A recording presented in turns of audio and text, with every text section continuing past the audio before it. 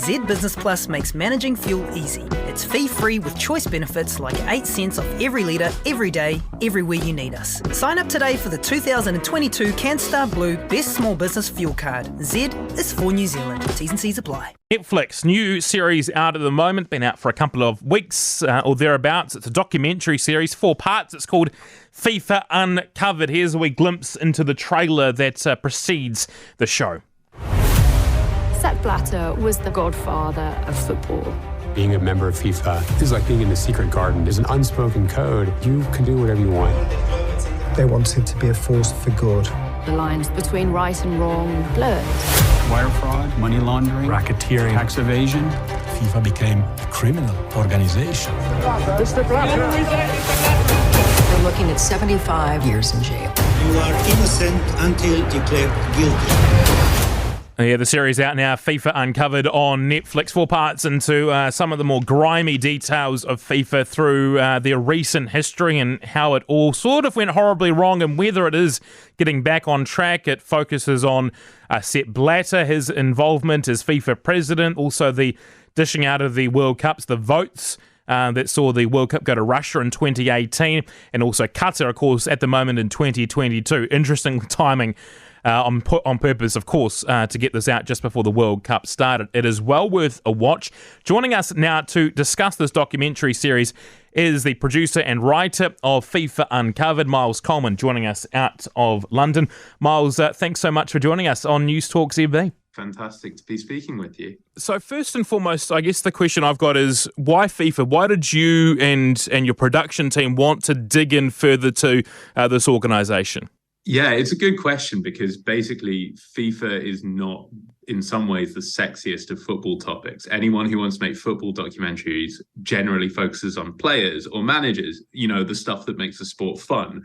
And FIFA is sort of the kind of unpleasant, leftover, back-of-the-mouth taste.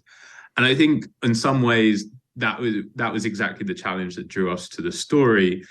How to tell the story of this organization that really does look after the game that I love, that so many people around the world love, and to our mind hadn't done an awfully good job with it over the last 50 years.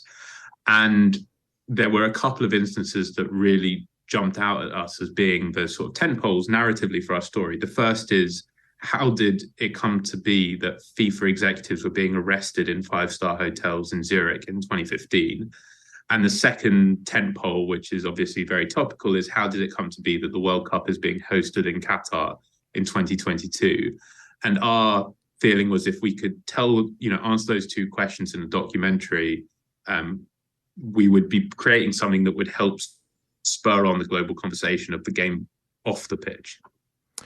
And you lay out pretty early on in the documentary, about football and power and money, and they're also inextricably linked together. But as you point out pretty early on, it wasn't always like that. And it was only really from the 70s and 80s and beyond that, money became into football and began having an influence. And often with money, obviously, comes power. But for a long time, football was football, and that was quite separate, wasn't it?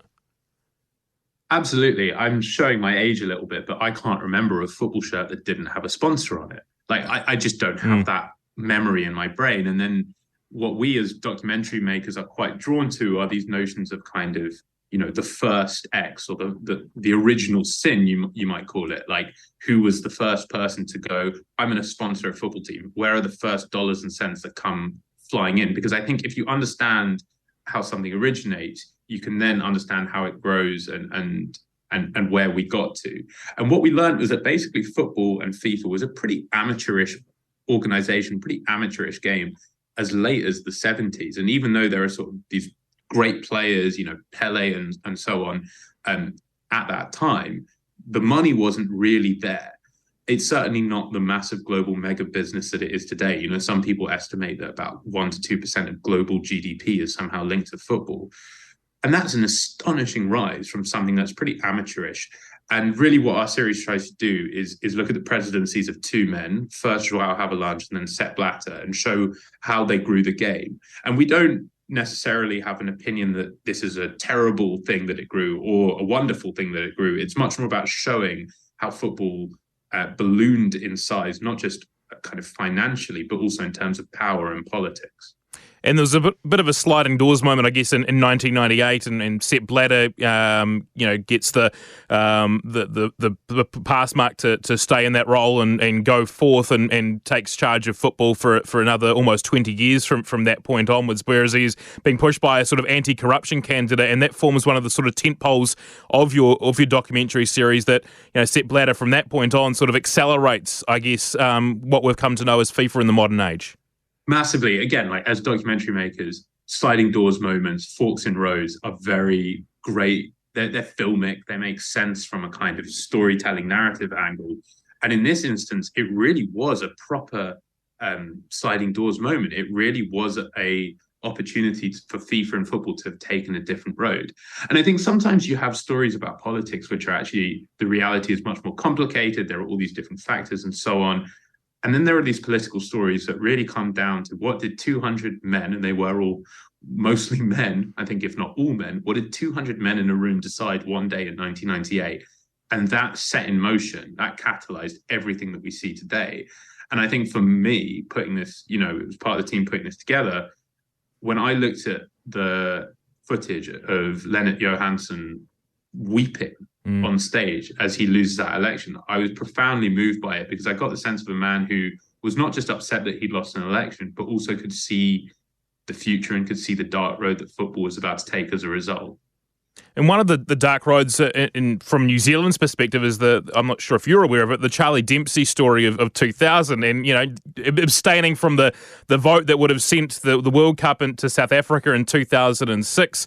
Obviously, eventually gets there in the end, but abstains. There's all sorts of chat about it, phone calls late at night and threats and various things. But for New Zealand, that's one of the real stories. And I suppose in our back of our mind, that FIFA story has a New Zealand link. It's probably only a small part of it, but New Zealand sort of had that FIFA tail in the back of its mind for quite a long period of time of what FIFA is perhaps capable of or incapable of. Yeah, absolutely. Well, I should start by saying that I'm South African born and I support South African Bafana well above England. Please ignore the accent. I'm South Africa first, second and third, and then England sort of somewhere after that. So we're all obviously very well aware of the Charlie Dempsey story, and I think any Kiwis watching might go, how did that not make it in? I suppose it's a testament to all the shenanigans over the history of FIFA that even something like that, which is obviously was a huge deal at the time, didn't make it in. And that's part of the challenge of putting these things together. But I think the way I sort of understood the Charlie Dempsey story was in terms of the story that we do focus on, like South Africa in 2010 and how South Africa was paying bribes to people like Jack Warner and Chuck Blazer to vote for that World Cup. And I should qualify that by saying Chuck Blazer said in a court of law, this was a bribe, this payment was a bribe. South Africa and many others dispute that, but that's what he said. I suppose when I look at that Charlie Dempsey story, I look at it as, why did South Africa feel they had to go out and play these games? Why did South Africa feel they had to go and manage the bid in that way? Because the Charlie Dempsey thing showed a flaw in the FIFA system, that basically the World Cup, this enormous global mega event, is in the hands of very few people. And whether you agree or not with Charlie Dempsey's decision to abstain that day, and I know many South Africans, I won't confirm if I'm one of them who don't agree with that decision, whether or not you agree with it, it shows that basically if you can influence a handful of people, you can be sitting on billions of dollars of potential revenues, which is a real flaw in the system. So the other thing that we have to appreciate especially from like a sort of a Kiwi perspective, is that it's one nation, one vote. So it doesn't matter if you've won the World Cup 5 times or if you are the Solomon Islands. You all have a say in FIFA, and the current reforms to the FIFA World Cup voting system are that every country, every nation in FIFA will get one vote in the World Cup moving forward. So we've expanded the pool of voters from 24 men to 200 odd member associations. It's an expansion, but it's not a massive expansion. And there are many questions marks about, okay, what happens when what happened to Charlie Dempsey starts happening to the head of the Solomon Islands FA or the Tahiti FA or the Vanuatu FA? Are they necessarily going to deal with the pressure any better than Charlie Dempsey did in 2000? Yeah, it's a fascinating question.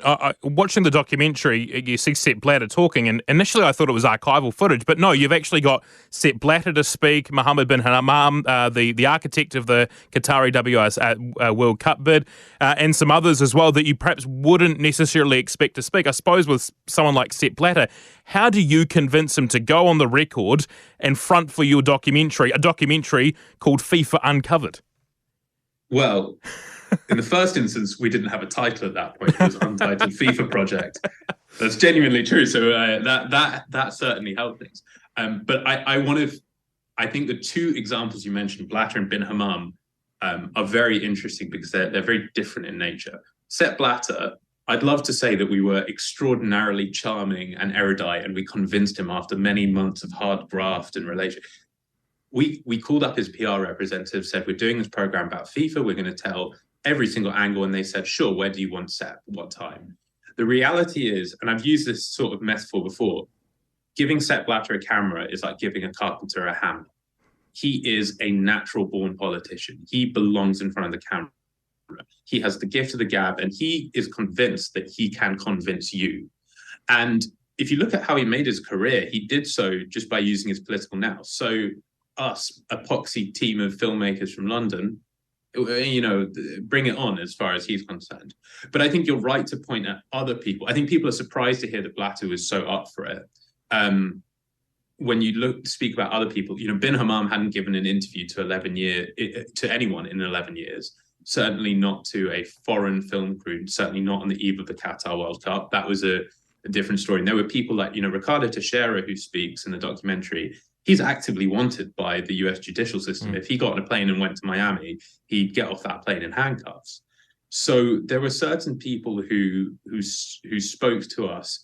And I suppose your question is why? And I think I've come to the conclusion that the culture of untouchability in FIFA, if that is even a word, that the sort of the way in which the FIFA executives were able to move around the world, sort of from private jet to limo to dinner with a head of state, gave them an imperviousness that it doesn't go away overnight. If you leave FIFA one day, that attitude doesn't suddenly dissipate. And so I look at those people and I wonder why they speak. And I realize it's because they think, A, they're all politicians, just like Blatter, but they also think, I've done nothing wrong as well. They have that attitude that they've only done good for the game. Ricardo Teixeira says, Brazil won the World Cup under my stewardship. So I have nothing to be ashamed of. I have nothing to be frightened of. On the contrary, I want to talk about all the good stuff I did. And when he talks about voting for Qatar, he doesn't regret it. He doesn't think, oh, shoot, I made a mistake. He thinks, good, brought the World Cup to the Middle East. You're welcome. Which it is a remarkable, yes, to kind of think about that in the context of today in 2022 and all of the polemic and controversy today. Miles Coleman, producer of FIFA Uncovered, with us. A couple of final questions, if I can. Miles, looking at the documentary as a whole, was there something that surprised you coming out of the whole process about FIFA, about the way this whole operation works? I think if there's one thing that really, I thought I understood it all as a football fan, but if there was one thing that really sickened me, it was the details that in order to get the World Cup to Qatar, what was being discussed, I naturally assumed that we'd be talking about envelopes stuffed full of cash. And what sickened me was understanding that actually, no, it was 10, 15, 20 levels and layers above that we were talking about fighter jets. We were talking about gigantic interstate deals. And I mean, I just want to, focus on the fighter jets element of it. Like on the one hand, FIFA was going around saying that football is this wonderful unifier and it's so good for peace. And then on the other, we have every reason to believe that a World Cup vote was being discussed in the same sentence as Qatar purchasing, literal weapons of war from the French state. And I can sort of understand or get on board with, or whatever the phrase is, some of the pettier personal politics around the story. But understanding that actual weapons of war were involved, I think it just turns the stomach, really. And I think it surprises a lot of people to understand it goes that high up.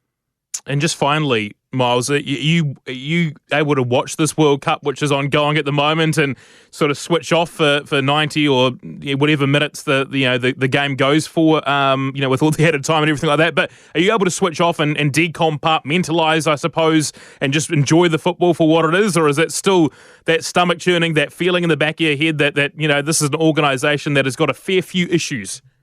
I do watch it, and I understand people who boycott it, and I'm not here to try and dissuade anyone from doing that. The reason, in my own mind, that I think I would like to keep watching this World Cup is, and sorry if this sounds really Pollyanna-ish or naive, is because I believe the World Cup belongs to me.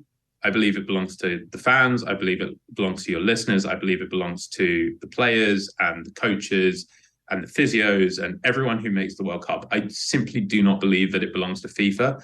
I believe that if FIFA disbanded tomorrow, we would still have a World Cup in 4 years' time, because the World Cup is just one of the most special things in the world. And I just reject and push back against the notion that the World Cup belongs to anyone other than us. So I'm going to continue to watch it, but I want to watch it conscientiously. I want to watch it knowing all of the things that have gone on behind the scenes. I want to watch it knowing that, and frankly, causing a bit of a stink about all the things that are wrong with it. The fact that a rainbow flag can't be worn. I want to keep reminding people that many migrant workers, we will never know how many, died in order to build this tournament. But I don't think that in my mind, I think that if you turn off, in some ways, you lose the good fans, you lose the conscientious fans. So I want to remind people that it still belongs to us, no matter how hard it tries to get pulled away from the fans, the ball remains round. To quote Maradona, the ball doesn't stain. And so I'll keep watching. It's not as fun without the all whites in it, but it's still pretty good. Miles Coleman joining us on News Talk ZB. He is a producer and writer with the FIFA Uncovered series, which is on Netflix now, 4-part documentary series. Really enjoyed that chat with Miles, lifting the lid on how they managed to get some of those people like Sepp Blatter to talk for this documentary series, and it was remarkably easy. Yes, Sepp, I'll talk, I'll defend myself in front of this. You would think that he would be someone that goes to ground, but he talks in this series. It's a fascinating watch. I do highly recommend it, and really enjoyed chatting with Miles Coleman here on News Talk ZB. The Football World Cup's the biggest sporting event in the world, and you can keep up with the play with me, Jason Pine, and my good mate and former All-White David Choate on Football Fever. Listen daily throughout the World Cup as we bring you all the action from Qatar. Choate and I love football. We can't wait for the World Cup to get underway. So join us as we live through all the goals, all the drama, all the glory. Download Football Fever from iHeartRadio or wherever you get your podcasts.